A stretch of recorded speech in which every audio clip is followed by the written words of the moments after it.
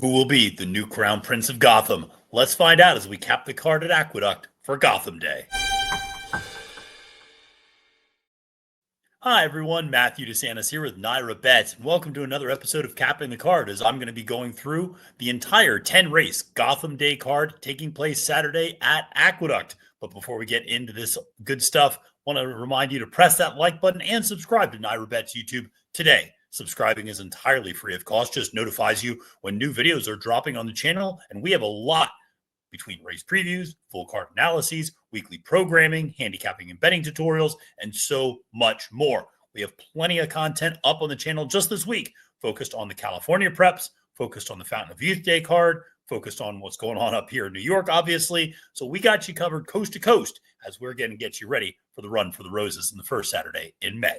Well, like I said, welcome to Capping the Card. The premise is pretty straightforward. I'm going to give you my top pick for all 10 races on the card. I'm also going to provide a value play in those races. Now, the value play could be as simple as a horse that I think is going to outrun its odds and maybe finish second or third, or a horse that I think could really upset the field and potentially do so at a little bit of a bigger price. I'll try to call that out when there's a little bit of a difference there. Now, last week on Capping the Card, man, this was a prime example of never giving up. When we capped the Rebel Day card, early on, woof, had scratches. Horses weren't running very well that I liked. Had a couple of very short prices that ended up winning. And I was thinking to myself, man, it's not a great day. And then it all turned around in one race. Thank you, Quiet Side, who came home and won the Honeybee at 10-1, made the day profitable. Let that be a lesson to all of you, not so much about anything I'm saying, but your own opinions. Don't give up. It could be that 10th race, that 11th race on the card. That's the big winner for you. And so that's something, always stick to your opinions, stick to your guns. Even if you're having a little bit of a rough day, don't let that affect the way the opinions you have later in the card. Just a reminder to all you bettors out there. All right. Well, listen, with that being said, let's dive into a 10-race card, and hopefully we get more than a few more winners this week and hopefully some big prices too. So kick things off. Race number one, $30,000 maiden claimer for 3-year-old New York breds going 6 furlongs. Now, listen, it's funny. I don't think I have favorites after the second race as my top pick, but the first 2 races do feel very chalky. And part of it is relatively short fields and a lot of horses that have not yet raced. And so here's a race that has 7 horses entered, and the 4 have not yet run. And the 3 that have run, we're going to talk about 10-run rule here in a second.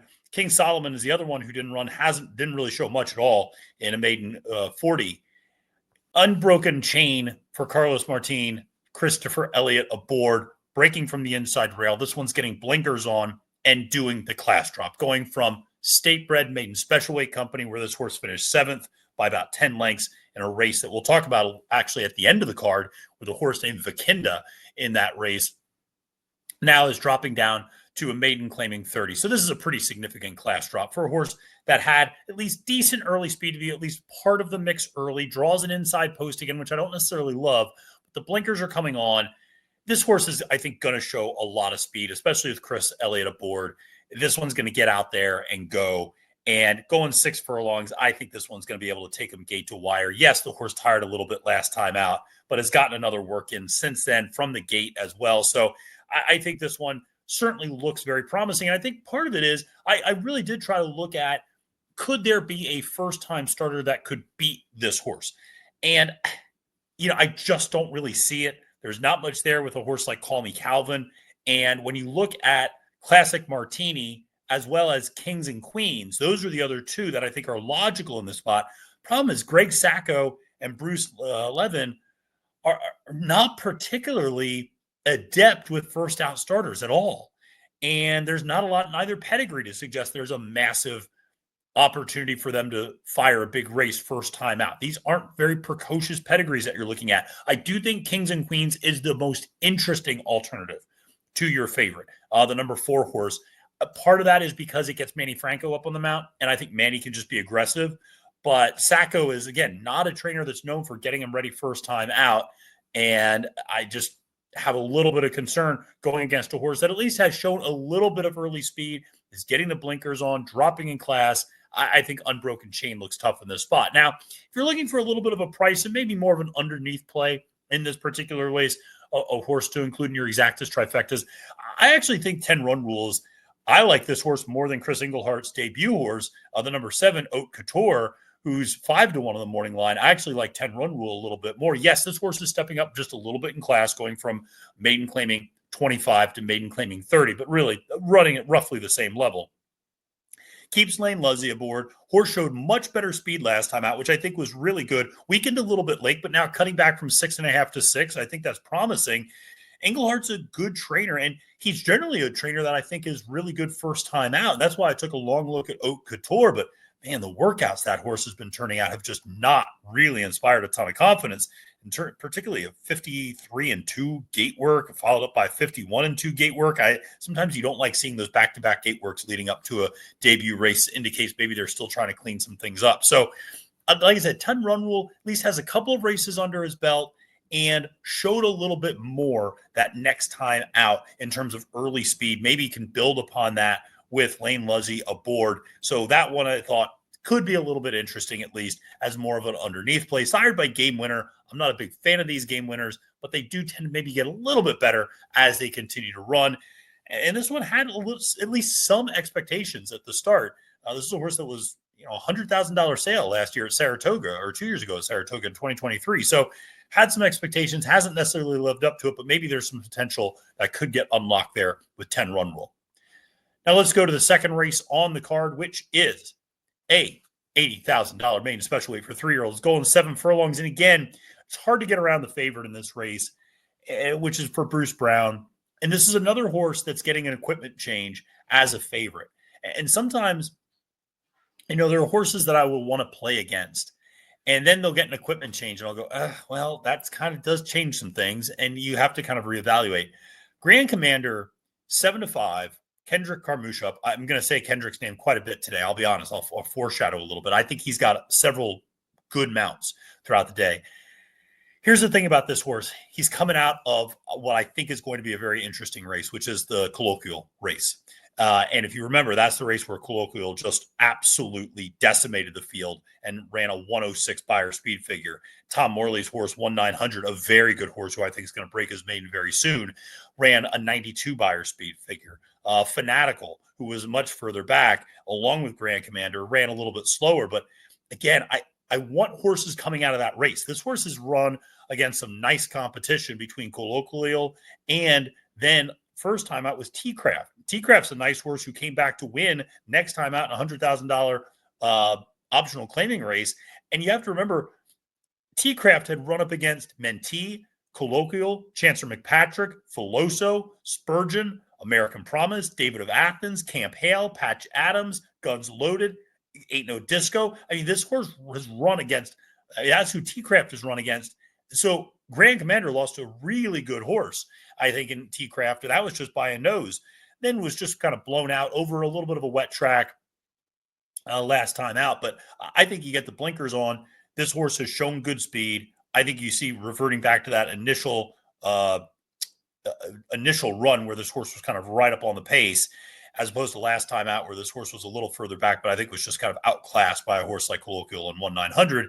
I don't see necessarily anybody like that. The second choice is a Bourbon for Toby, a horse that I root for sentimental purposes for the Morley barn because of who this horse is named after. But that's one that's finished third 3 straight times. It has actually kind of gotten weaker each time out. So yes, the cutback to 7 furlongs should be helpful because I think this horse was tiring going a little bit longer and did show at least some early speed last time out. But I just question whether or not this one's going to be able to get there at a relatively short price.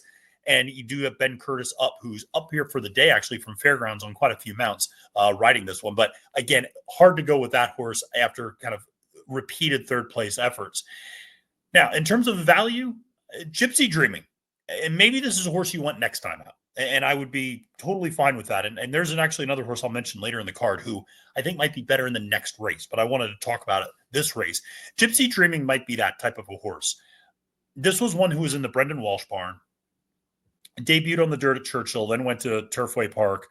Both were maiden claiming 50s and was transferred from Brendan Walsh to Dave Duggan and now is making the first start for Duggan's barn. This is getting first-time Lasix, first-time gelding, All right. Sophia Vivas up on the mount. And, it's only had 2 workouts leading up to this race since that December 13th run. But the last workout makes you go, well, there's something there. 47-3, 4 furlong work up at Belmont on February 15th. That was second of 195. Maybe this horse is ready to roll. And it is notable that the horse ran a little bit better on the synthetic second time out. Maybe this is a horse that eventually is going to be a turf horse up here. That is possible. And maybe Duggan just wants to get a race in this horse before we get to the spring and start running turf racing. That's possible. But I just think at 12-1, you throw out a 47-3 among this group in terms of a workout, and you go, there could be something there. And that this horse is going to be a big price. Am I going to use this horse to win in my early pick 5 tickets? Probably not. But this is a horse that I would include more underneath in these types of races and in these types of wagers, I should say. So again, more of a horse I think is one to put in your stable and one to go, I want to return to this horse. I think there's something there with this horse. And I put a pin in this horse if I were you. And maybe you don't bet it on Saturday. That's fine. But the next time this horse runs, you want to make note of that because I think this horse is sitting on some nice efforts potentially in the future. I thought about talking a little bit about Togadoro for Richard Dutrow Jr. This one is also coming out of that colloquial race, but finished much further back, though, just got off to a bad start towards the back of the field and was never much of a factor. Second start might really have an opportunity to move forward. So again, if I had to pick kind of an alternative to a horse like Grand Commander, I would definitely want to include Togadoro on maybe my early pick 5 ticket as well. I want horses coming out of that colloquial race just because I'm curious to see how they all run back. All right, well, let's go to race number 3 on the card, which is a $25,000, not a $25 as it says up there. No, a $25,000 claiming race for 4-year-old nut fillies and mares, 6 furlongs on the dirt. And yeah, we're going to get away from chalk now for a little while. And, there's a couple of reasons for that. One, your favorite is the number 5 Proud Divvy for Jamie Ness. Give you a stat. Jamie Ness, last 5 years in claiming races at Aqueduct, 3 for 41. I know he's the king of parks, and I know Jamie Ness can move horses forward. This is not really where in the venue that he typically does that. The other horse in this race, Despo's Dream, the number 2, 5-2 for Linda Rice, a good horse making a little bit of a class drop and ran well in the claiming ranks 3 back when this horse got claimed from, by Linda out of Thomas Vanberg barn. The thing is, this horse has very little early speed. And now Linda's dropping this horse back in. Remember, Linda claimed this horse for 40. Now has really made no money running this horse again in 2 allowance starters. And now is coming back to run in a 25 claimer. Now, granted, you get the tag and you get the win. You make up the 40 and you're breaking even. You're good to go. But this horse just doesn't have any speed, and there's not a load of speed in this race. As a result, I'm going to go to the number 1 Moonlit Weekend for Rudy Rodriguez, who admittedly has been very cold during Aqueduct this winter, only 6 for 88. So definitely something to keep in mind. Ruben Silvera up on the mount. This one has at least some early speed in this race and has better speed than the horses to his direct outside, which I think is notable. So I think this horse can get a pretty nice trip early on, maybe sit just off the early leaders on that inside rail.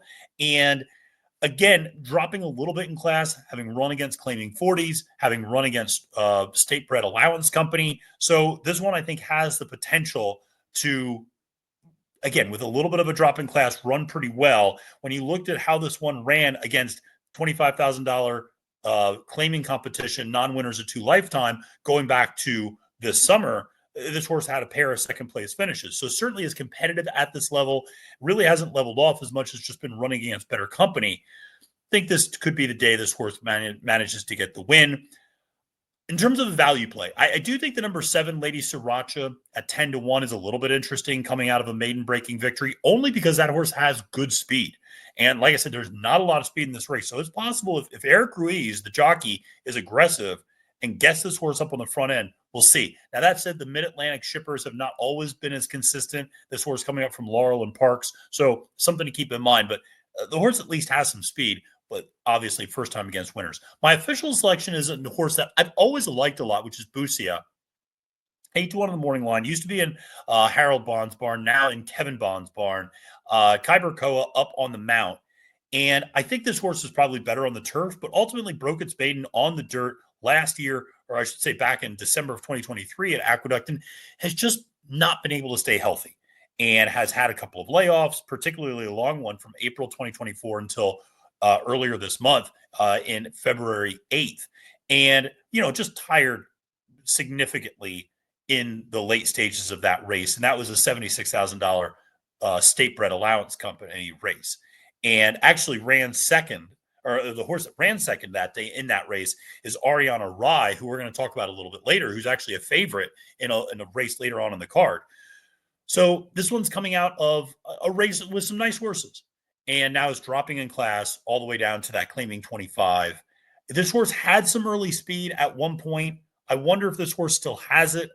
I'm optimistic, and at 8-1, I'm willing to find out. I might even play this one a little bit up top. I just think this horse has some races in it to potentially get there. And listen, she's a horse that I do think is probably better on the turf ultimately. That's where she debuted. That's where they've tried to get her before. Back in April 2024, they tried to get her on there. She finished third that day in an off-turf race against State Bred Allowance Company. This one's not bad. She beat a horse like Ghostbustin', who's a nice horse who won next time out. So she's run against good company. She's got good races in her. I just am willing to give her another shot there for Busher, number 8 horse at 8-1 in your third race. Well, let's go to race number 4 on the card, which starts one of many stakes races that we have throughout the day. And again, we're going to try to beat the favorite here. Going to try to beat a couple favorites. Your favorite is the number 2 Top Gunner for Brad Cox. Now, if you look at the last race alone, you go with, well, that horse is going to win this race. And indeed, if Top Gunner runs a 104 Beyer speed figure, as he did last time out, then everybody else is running for second place. Here's the thing. That horse was able to get their gate to wire. I'm not sure that's going to be able to be possible again. It came against $80,000 optional claiming company on a speed favoring track. And most importantly, it came with Lasix. We're switching off Lasix. The 104 also looks like a bit of an anomaly, because this horse has been in the Brad Cox barn now for a while. And you would have expected that perk up to already kind of happen. And it already kind of did happen when this horse won the Park Sprint back on Pennsylvania Derby Day. One of the things I will say about that race, it might need to have some sort of an asterisk, because I was there that day. That was the darkest I've ever seen a race run in. Like literally, if they had started that race 2 minutes later, they would not have been able to run the race because of darkness. So that was a little bit of a scary race to watch being run, and it had Flavian Pratt up that day. But came back in the Bold Ruler, finished 5th, has been running against stakes competition, being kind of an also-ran, kind of barely hitting the board, then went and ran that huge race against Optional Claiming Company throughout most of this horse's career, whether it was in Cox's barn, Cantor Mossie's barn, whomever's, John Ortiz's barn back in the day. This horse has largely been a mid-80s to low 90s Beyer speed figure horse. So I don't suddenly think this horse is a 104. That said, it wouldn't be the first time we see a Brad Cox horse kind of continue to progress, but I'm willing to try to beat this horse for those reasons. Running Son of a Gun is your second choice at 5-2. I get it. He's a cool horse. I love Running Son of a Gun. I always liked him a lot, going back to when he ran third to Jack Christopher and Gunite in the H. Allen Jerkins at 41-1. I remember that vividly because he had run third the race before that in the Amsterdam, the Gunite and the Creative, and was 56-1. And I remember Sarah Obadwe and I just kept talking about, like, why is this horse getting no respect and is kind of graded stakes place all the time. But he's not exactly the winning type is the problem. He just doesn't quite get there. He did get a victory via disqualification a few back, but it's hard to kind of go with a horse like that. Therefore, I'm going to go with a horse that is both my top pick and my value play, because it is a 6-horse field and there's not a lot of, quote, value plays to be had. But I'll take a shot with Bold Journey. Number 4 horse for Bill Mott. Bill Mott's not in the Hall of Fame because he doesn't know how to spot horses and place them in the right places to be successful. This is a horse that had a lot of good runs under his belt, likes Aqueduct, 6 for 14 lifetime at Aqueduct, 6 for 14 at the distance, 10 for 14 in the exacta. This horse likes Aqueduct, likes 6 furlongs, and is second back from that Arabian Peninsula tour last year, basically running in the Riyadh Dirt Sprint and the Dubai Golden Shaheen, running against horses like Remake and Skelly, and actually finishing third in that Riyadh Dirt Sprint. and then just didn't really have it in that Dubai Golden Sheen, which is not uncommon to see that second race being kind of a little bit of a decline from that first one overseas. Usually they're going to run better in the Saudi than they do in the Dubai Golden Sheen. Not always, but it's just something I've noticed from time to time with horses. Then this horse didn't run from March 2024 till last month in January 2025. Came back, ran third against $75,000 optional claiming company and lost to a horse like Cyclone Mischief, who's a nice horse. And I think this one, finished third that day, kind of ran pretty evenly, and I think absolutely could continue to move forward. Eric Cancel up on the mount here for Mott.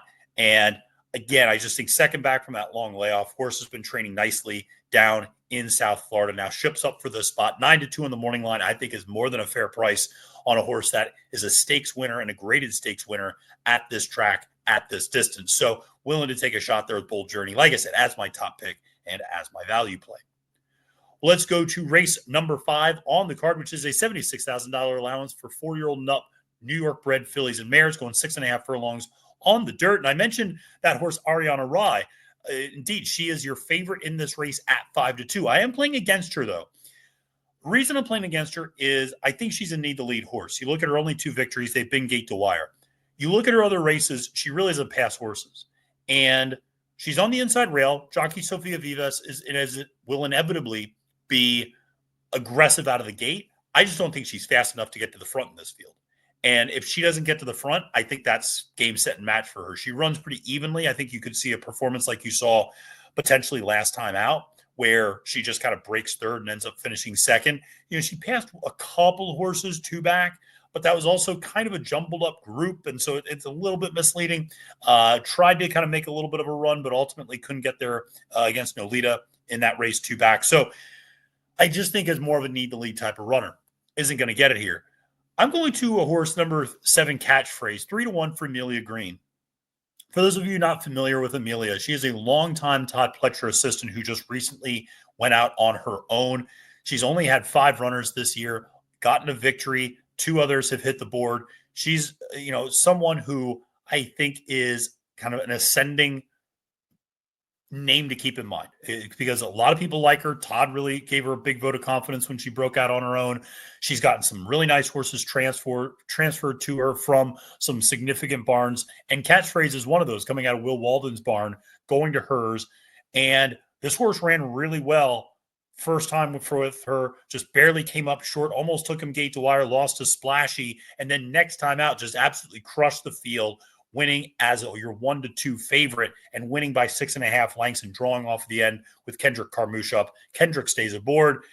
This is admittedly first time against winners, but this horse has the best speed in the race. I love the way this horse finished her race last time out. She's a 5-year-old mare. This is only her 4th race, so she doesn't have a lot of tread on the tires. Seems like she's finally ready to go and healthy. She just didn't debut for a really long time. Didn't debut until late in her 4-year-old season, but it seems like she's a really up and ascending horse now that she has. And I just think, sired by Bolt Doro, I think there's a lot to like there with this horse. 3-1 on the morning line, one that I'm going to be taking a look at.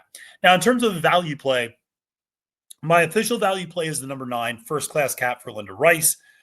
We always love a good cat name here at NYRA Bets. Shout out to Hillary and Brittany and Kaylee and all of the cat moms that we have here on the team at NYRA Bets. But listen, this one is trained and owned by Linda Rice, Eric Cancel up on the mount.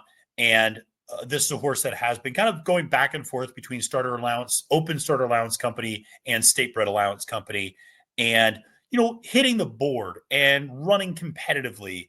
And, you've seen this horse finish second, third, fifth, second, fourth. I mean, this horse is always around the area. I think this is one, again, more of a horse to use underneath in your tickets and your exactas, trifectas, but at least a horse that has shown consistency, the ability to run pretty well going this distance today. And I just think it was one that could potentially be a little bit interesting. Again, I think the 7 furlongs last time out was probably a little too far. This horse is best at 6.5, has good speed, but is probably going to be sitting well off the pace today just because it doesn't have the speed to compete with a horse like Catchphrase or even Ariana Rye on the inside. So I think this one's going to be coming from off the pace, maybe hoping some of these horses tire late, that extra half furlong. So First Class Cat is the official value play. But I mentioned earlier, wanted to mention a horse that I think you want next time out. and that is the number 3, Santa Gata, for Horacio de Paz, Luis Rivera Jr. up on the mount. Horse 1 beat Maiden Special Weight Company in July at Belmont at Aqueduct and did so pretty impressively. And this horse has not run since that race in July. De Paz is not great with bringing horses back off long layoffs. I'm eager to see this horse run on Saturday just to see what this horse shows, because this horse did show some pretty good early speed in that July 7th race. I could envision a scenario where this horse shows some decent speed and fades late. This is the type of horse I might be circling next time out. I think that might be the time, or maybe third time out. But this is a horse to keep in mind in these types of races who could still be a good price next time or the third time out. And I wanted to at least call that horse out now. Well, let's go to race number 6 on the card, and that is the Stymie Stakes, going a mile on the dirt. We got a lot of mile on the dirts coming up here. And $150,000 stakes race for 4-year-old and up. And listen, we got another situation where, you could look at a horse like Bank Frenzy for Rudy Rodriguez. That's your morning line favorite. I mentioned Rudy's been pretty cold. This horse hasn't run since December 28th of last year. Manny Franco up, and Manny's won on this horse the last 2 times out. Those were against open company optional claiming and state-bred stakes competition. Now we're going open company stakes competition. I think the waters are getting a little deeper maybe for Bank Frenzy. Don't think that he can't do it, but I just getting a little bit deeper. And I think that's something to keep in mind at a relatively short price. Coastal Mission, 3-1, your second choice. Number 8 horse. I root for this horse a lot. Obviously, as a victory in the 49er, doing this 1-turn mile, coming from a little off the pace. The last 2 times out have not really set up particularly well for him. It doesn't seem like he's got that kick. Maybe the Cigar Mile, I should say, was just kind of outclassed by Locked and Mulligan, but still ran 4th that day in the Cigar Mile, so didn't run poorly at all in a 10-horse field. It was really the Toboggan that was disappointing at 7 furlongs. Now, maybe you go, it was too short. This horse wants to go a little bit longer. That said, the horse is only 2 for 6 winning at a mile, so the horse has a lot of wins at 7 furlongs. Now, granted, those were Charleston, those were 2-turn races, so always something to keep in mind. Also, this is a horse that kind of runs the same number again and again and again. The last 4 times out, this horse has run 92, 92, 91, 92. Probably will run a pretty similar number on Saturday. As a result, I'm going to take a horse from Linda Rice, Yo Daddy, with Kendrick Carmouche aboard. Again, I said I'd say Kendrick's name a lot. I just think he's on a lot of good horses that present some interesting value, actually, because he's not necessarily on a lot of favorites. But this is one for Linda, is admittedly switching off Lasix, and has not run great switching off Lasix in the past, though those were all on turf. And this horse, I think, has a future clearly on the dirt and has done nothing but improve when running on the dirt. And so you've seen this horse get better and better. I think the 1-turn mile is a perfect distance for this horse. The horse does like a little bit of a wet track, but has won over a dry track as well. Particularly last time, or 2 times out ago, I should say, against $62,000 optional claiming company, beating horses like General Banker and Treaty Obligation, who I think are pretty nice horses. Is switching off Lasix. That is absolutely a question mark for this horse against this level of competition. But this horse is doing nothing but improving since getting back on the dirt. 82, 88, 90, 93, 95. This horse is just incrementally getting better every time out. And I think we're finally on the right surface. And I just think 4-1 on a horse that should not attract too much money, I think is a little bit interesting in this field. Now, in terms of the value play, and I know my friend Louis Rabeau, who has the Rabeau & Co. Show and the Horse Racing Happy Hour podcast, he likes this horse quite a bit, Wooster. Not Worcester, Wooster. And this is one that used to be in Bob Baffert's barn, transferred to Brittany Russell. And it seems like this horse came back from a long layoff, almost a year, about 16 months. Came back from about a 15, 16-month layoff this past November and started running against Allowance Company at Laurel. Finished second the first time out, won next time out, then beat a $40,000 optional claiming company next time out. I think Brittany's got this horse going the right direction. She's a really sharp trainer I have a lot of respect for. Sheldon, her husband, is up on the mount. I don't always love that, but no, that's neither here nor there. I will not try not to be bitter about post time, but I think that this is a horse that is clearly moving the right direction. And, you go back, this horse has run some big races against big company, finished third in the Robert B. Lewis back in February 2023 against Newgate. This horse, ran in the UAE Derby and it didn't run particularly well, but ran in that day. So this horse has run some big races before and run against some big company. I think Brittany, again, has this horse kind of moving in the right direction now, finally, and has gotten this horse back to where maybe he was, or the expectations were a little bit back when he was with Bob Baffert's barn. But important to point out, he was never a big price Baffert horse, $180,000 sale. So he's kind of won his sales price back on the track, despite really not winning much in the way of races. He's just won a maiden race and then those last two allowance and optional claiming races. But I think, again, he's heading in the right direction. 9-2 is not a huge price, but I think out of the favorites, he's your best option from a value standpoint. Let's head to race number 7 on the card, which is the Busher Invitational. And this is, of course, your Kentucky Oaks prep race going 1 mile on the dirt. And, man, this is a fun field because you got Sharp Smile, who's your favorite from Brad Cox, a very tepid morning line favorite at 3-1. This one's coming out of a third-place effort in the Busanda last time out. And you saw this horse finish behind a horse like Running Away and My Sharona. And interesting to see how these horses could ramify. My top pick is also coming out of that race.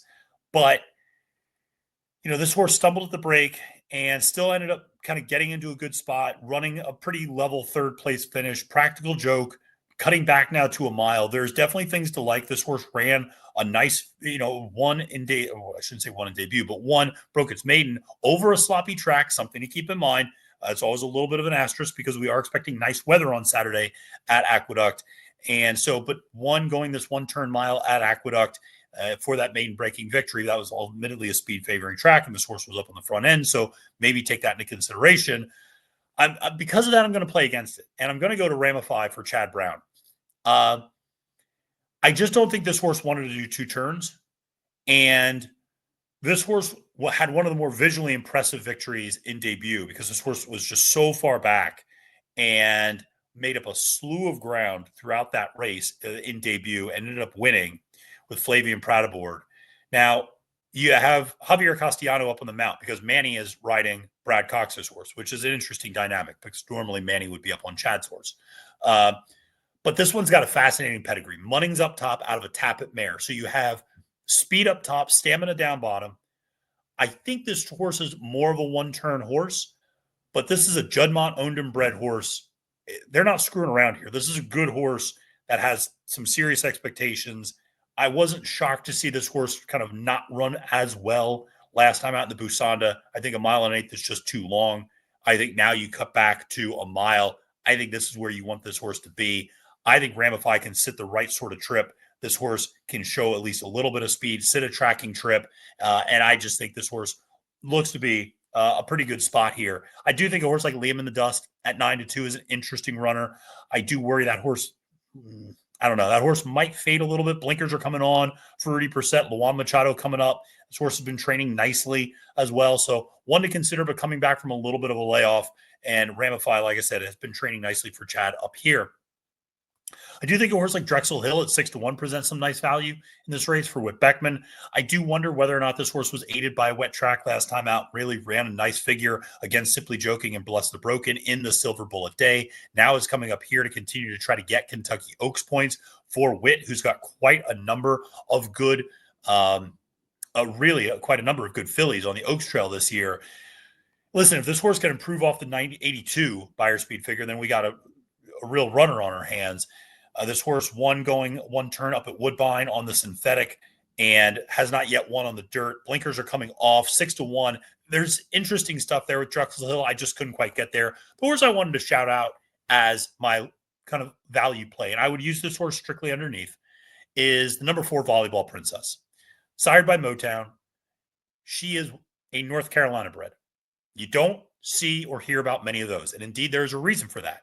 Because in her entire foal crop, there were only 4 North Carolina breds in the entire country for her foal crop. That said, she is 2 for 3 winning. Her only loss was over a wet track, and she finished 3rd that day. And listen, she won by 10 lengths, and she won the Ruthless by 10 lengths. That was admittedly a speed favoring track that day. This horse has speed, can get out up front, And, crazier things have happened. Horses get brave sometimes when they get up front. And if she's able to get up front and get to the lead, I'm not saying she can pull the upset, but I think she's going to run a lot better than 8-1 odds. And you have to notice the 58-3 bullet work down at Parks leading up to this race for trainer Lou Linder. I'm rooting for this horse because I like those small state bred operations. I like to see a horse like this on the Kentucky Oaks Trail. It'd be amazing if she actually made the starting gate of the Kentucky Oaks if she were to win this race. Volleyball Princess 8-1. There are things to like about this horse. And again, if she can improve off that 77 buyer from last time out, she's absolutely a legitimate contender. Because you look, the Drexel Hill ran an 82. Ramify's best number is a 76. Sharp Smile's best number is a 76. She's Fascinating's best number for Tony Dutra is a 77, and that came on Lasix. That's 77 in the Ruthless without Lasix. She won by 10 lengths. You don't do that just every day of the week for no good cause. Now, I don't think there wasn't much in that field, but still, she won. And bottom line, 8-1 on a North Carolina bred. I lived there for 8 years. That seems like some good synergy. 8-1 on a horse that I lived in for 8 years in terms of the state. So I'll go with Volleyball Princess as my value play. Well, let's go to the headliner for the day, which is the Grade 3 Gotham going a mile on the dirt. And listen, I know a lot of people have said this is more of a Pat Day mile prep race. And indeed, it probably is a Pat Day mile feeder race because these are a lot of horses that may struggle to get the 1 1/8, let alone the 1 1/4 of the Kentucky Derby, but they might struggle to get the 1 1/8 of the Wood Memorial. That said, I still am really intrigued by this field because your top 3 choices are all New York breds. So number 5, Sandoval is your favorite for Linda Rice. This horse has done nothing but get better. This horse is undefeated. It's facing Open Company for the first time. But like I said, Open Company has a little bit of a different feel because there's a lot of New York breds in this race. That Damon Runyon last time out was at 7 furlongs and really had to dig in. I think if you're an optimist, you look at that race and go, hey, this horse was headed in the stretch and fought back to win as your 1-5 favorite. All right. The horse has done nothing wrong, has improved every single time out. You could also look at that as this horse, it was his first time against Stakes Company and nearly lost as a 1-5 favorite, which is not exactly a ringing endorsement for now coming in as your 9-5 favorite in a graded stakes race. I also question the ride Jose Lezcano gave that day. They were going 7 furlongs on a speed favoring track and they went 24-48. Excuse me? This is a fast horse. What exactly are you going 24-48? To give you a sense of this, the previous time out, this horse went 22-4, 45-4, running a mile. Now that was on Lasix, but still, now I just think Lezcano invited the rest of that field into the race by going so slow, in my opinion, in that Damon Runyon. So maybe there is a little bit of a change in tactic. This horse just goes to the front and says, see you later. There's going to be other speed in this race. Sacrosanct for Brad Cox, undefeated 4-4. That's a fast horse. You look at a horse like Scorching on the inside rail. That's a horse that won going 6.5 furlongs at Woodbine in gate to wire fashion. So that's a fast horse. Normandy Coast. That's a fast horse who broke its maiden in gate to wire fashion going 6 furlongs.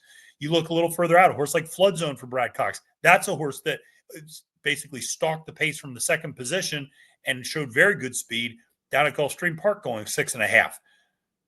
Garamond, who I'm going to get to in a second, another horse with good speed. My Matoli, another horse with good speed. A lot of speed. As a result, I like Calling Card as my top selection for Mike Maker with Kendrick Carmouche aboard. This horse is getting blinkers on and coming out of the Lecomte. So this is a horse that's a New York bred as well. Started on the turf, went to the dirt back in November and absolutely freaked. Ran an 87 buyer speed figure and beat that field by 17.25 lengths. Now, to be fair, absolutely nobody from that field has gone on to do anything. So didn't beat much. But you win any race by 17.25 lengths, you pay attention. Maker takes this horse down to Oaklawn Park. This horse runs against Sandman in a $125,000 optional claimer and actually finishes third that day. Doesn't run bad at all. So promising effort. Based upon that, Maker sends the horse to the Lecomte, where the horse runs 8th over a wet track, finishes 5 lengths off the lead of Disco Time, Built Innovator. That Lecomte is coming back stronger, I think, as we see horses come out of it. Magnitude finished 6th, came back to win the Risen Star. Built, who finished 2nd, came back to run 3rd in the Risen Star. Even a horse like Maximum Promise, who I think was 5th in that race, comes back to run 3rd in the John Battaglia over a speed favoring track where he really was the only horse making up ground. So the big thing about all three of those horses is they vastly improved their Beyer speed figures from that race. So I think Calling Card has the opportunity to get back on a wet track, going a one-turn mile, returning to basically facing other New York breds. I just think there's a lot to like here. Blinkers are coming on. I think this horse is going to be a little bit closer to the pace, but is not going to be so close that he's going to get burned up, and is going to have kind of the perfect setup coming from just off the pace to get the win here. So I'm going to take a little bit of a shot with Calling Card. The value play, and I use that term loosely, and I actually think back to last week with the Honeybee, where Quiet Side was my top pick and Quick Kick was my value play. As soon as betting opened, well, those two flipped positions. Suddenly, Quick Kick was the shorter price and Quiet Side was the better value play. I think this could be the same sort of thing. Garamond, I feel, is not going to be 8-1. I think Garamond's going to take some money. For trainer Chad Brown. This horse debuted at Tampa, and debuted at Tampa going 6.5 furlongs on the dirt. I wanted to know how many Chad Brown horses had debuted on the dirt sprinting at Tampa Bay Downs over the last 5 years. The answer is 15. And by the way, 9 of those won. So in the future, if you ever see Chad debuting a dirt sprint horse at Tampa Bay Downs, go to the windows with both and bet with both hands. That said, I was curious what those horses do in their second start, because this is a big step up. This horse ran with Lasix, now is stepping up, second start, graded stakes company. We're on the Kentucky Derby trail. This is a Juddmonte owned and bred horse. Again, you got to love the pedigree. Uncle Mo up top out of a Tappet mare should have plenty of stamina for this race. The stretch out to a mile should not be an issue at all. Javier Castellano up on the mount. Horse is switching off Lasix, and there are some numbers to suggest Chad is not great with these types of moves. Over the last 5 years, 2 for 27, switching 3-year-old dirt runners off Lasix in graded stakes races. Only 1 for 20 when those graded stakes races are a mile or longer. 1 for 11 over the last 5 years going sprint to route in second starts for graded stakes races. So, again, small sample size for a guy who's an Eclipse Award-winning trainer who has thousands of starts over that period of time. But this horse, again, it's going to be a big test. Now, this horse has been training beautifully, has good early speed, but it can sit just off the pace, though I'd imagine Javier is going to be aggressive, getting this horse up pretty close to the pace. Like I said, there is a lot of pace in this race, which is my concern coming for home. But this horse certainly has the pedigree to suggest this one doesn't mind going a little bit longer, is a Triple Crown nominated runner. So is a horse that clearly had some expectations around that. And like I said, it's always interesting because I think when you see Chad debut horses at Tampa, you kind of have a little bit of a question mark. But this one could be pretty good. And so I'm willing to try to beat your favorites with either Calling Card or Garamond. I'm really going to try to beat Sand Devil in this race, and I'd probably include Sacrosanct on my tickets as well, just to be on the safe side. But listen, if your opinion is you think Sand Devil is the best horse in the race, then I would say you almost have to single the horse, because I wouldn't want to use this horse and 2 or 3 others, because I think once you get past Sand Devil, there's not a clear next horse, in my opinion. And so now you're going from just having one horse on your ticket to having 3, 4, 5 horses on your ticket, and that's no good. So if you have a strong opinion about Sand Devil, stick to it. I'm going to try to beat the horse, but doesn't mean you have to. And again, just be principled with how you build out these tickets. All right, well, let's close out with a couple of other races on the card, and let's go to a $45,000 optional claimer for 4-year-old and up. New York breds going a mile. I'm going to try to beat the horse Quick to Accuse for Brad Cox and Manny Franco. On one hand, that looks a little foolish, because if you go back and look at the last 2 times this horse ran against State Bred Company before the Cox Barn, both victories, and won an N1X allowance, and then won basically this level race, 45 optional claimer, N2X, back in April of this past year. Horse goes and starts running against open company allowance races, runs really well, finishes second to Treaty Obligation, Promito.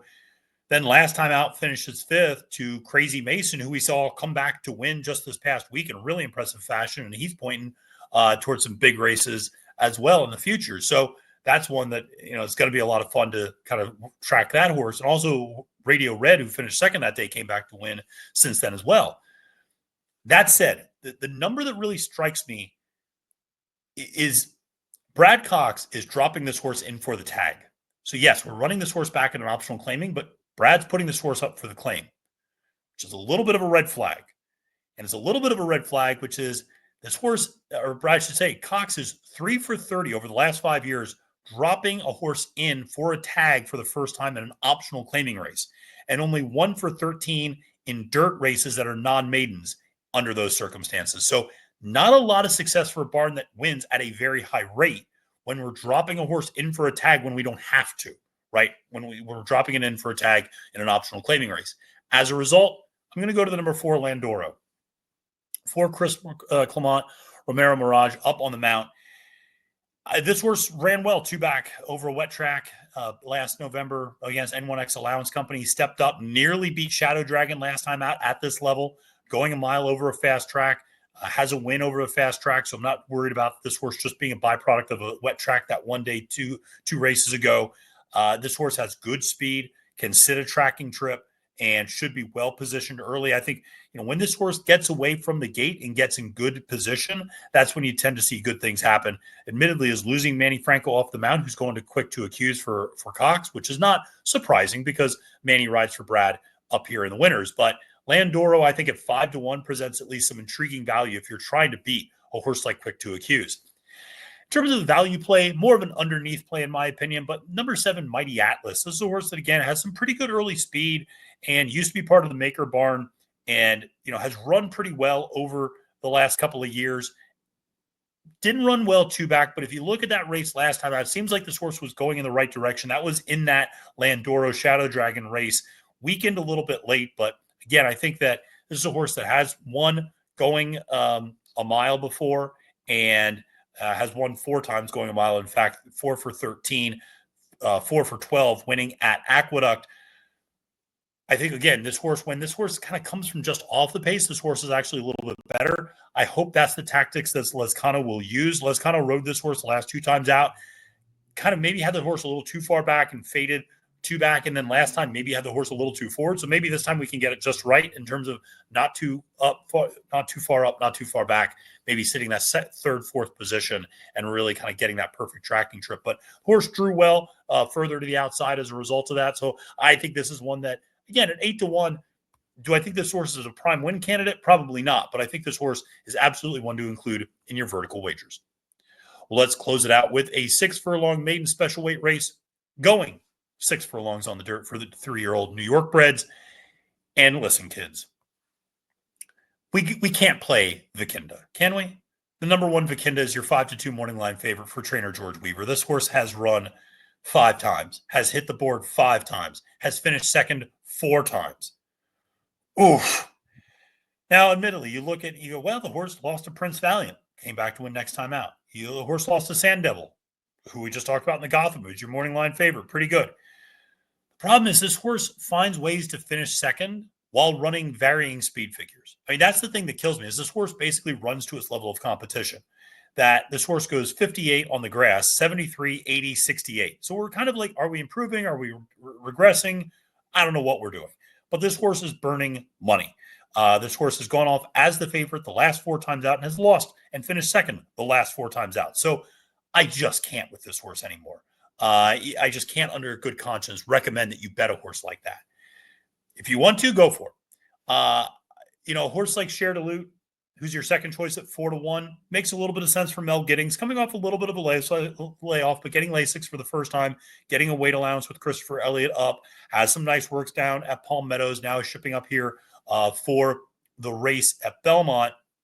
Does have a nice race 2 back, nearly got the win there, finished second in a New York bred stakes race, actually at Finger Lakes to Bold Fortune. So again, horse has some nice efforts and would absolutely be on my late pick 5 ticket, to be clear. I'm not saying don't use Cher de Lute. Use that horse in your late pick 5. As my top pick, though, I'm going to go to America's Back. For trainer Mike Maker, 9-2 on the morning line. And what's interesting, if you look at Maker's stats, second back or a second start maiden, it's not great. But if you look over the last 5 years, he's actually pretty good. Second start maiden in these kind of like dirt sprint state bred races. He tends to do pretty well in these spots against maiden special weight company. So he's closer to 14, 15% in those spots. So he's running about his normal average there. So I don't think it's a negative angle by any stretch. This horse is coming out of that last race with Vikinda in it with Skytown, who was the winner. Attracted a little bit of money in debut, went off at 7-1, was, traveled wide that day, kind of flattened out in the stretch, finished fourth, but only by 3 lengths. Like I said, made a little bit of a move to get up to second and then just kind of didn't have that next gear. I thought it was a very promising debut effort for a horse that sold for $380,000 last back in the Fasig-Tipton Saratoga sale in 2023. And I just think you're going to see a natural progression next time out for this horse. Loan Machado, the Axeman, is up on the mount. Good news, we don't have a second finish wire up here, so there should not be a problem. I'm a big fan of Machado's, and so I think this horse can absolutely move forward from that 64 buyer speed figure in debut. Now, my value play, listen, I'm going to close it out with an angle I love to play, which is throw the kitchen sink at a horse and see what happens. Number 12, Dio Romano for the aforementioned Mel Giddings, her other horse in this race with Romero Mirage up on the mount, draws the far outside post, which I don't mind at all in this spot. This horse is getting back on dirt, is a first-time gelding, and blinkers are coming on. One of these moves has to work, right? I mean, it's like this is usually corresponding with the class drop. The nice part is there isn't a class drop. There's also second-time Lasix, which I know is an angle some people like to play as well. If this horse can show some better early speed, I think this horse has some talent. And I think at 12-1, I'd be willing to find out just how much in a race that feels very wide open because I don't like the favorite at all. And while I do think a horse like Cher de Lute and America's Back are good, they certainly are not so elite that they tower over the field. That 62 buyer speed figure this horse ran in debut back in November on the dirt going a mile. If that horse can run back to that race and maybe move forward from it a little bit, I think that would be a big thing. This horse has had gait issues and trip issues the last basically every single time this horse has run. So I think this one, it just makes a lot of sense. And oh, by the way, it's the other angle that I like. Getting a Union Rags back on the dirt. For the love of all things holy, stop running Union Rags horses on the turf and on the synthetic. Run them on the dirt. Please do not do anything else. This is my public service announcement. Thank you for my TED Talk. All right. So with all that being said, that's how we're going to finish today. Me on a minor rant about Union Rags. That feels fitting. Listen, folks, I hope you appreciated this episode of Capping the Card. Always a lot of fun to go through these races. Like I said, make sure to check out all we have on the channel. Was joined by Ryan Anderson and Jackson Muniz, a couple of really sharp California-based handicappers to talk about the San Felipe and Santa Isabel taking place out of Santa Anita this weekend. Kaylee Shapiro and I are going to preview a bunch of the Kentucky Derby Prep and Oaks races and our road to the Oaks and Derby. So you definitely want to tune in for that because we're going to be talking Fountain of Youth, Devonadale, and we're going to be, covering obviously the Busher and the Gotham as well. But Kaylee's opinion on all these are going to be different from mine. So you definitely want to make sure to check out that episode. We have a lot of great content up for you on NYRA Bets YouTube. We have a lot of great promotions on NYRA Bets. So make sure to sign up and play today. Well, my name is Matthew DeSantis, wishing you a great and prosperous day at the races, my friends, and reminding you it's now post time.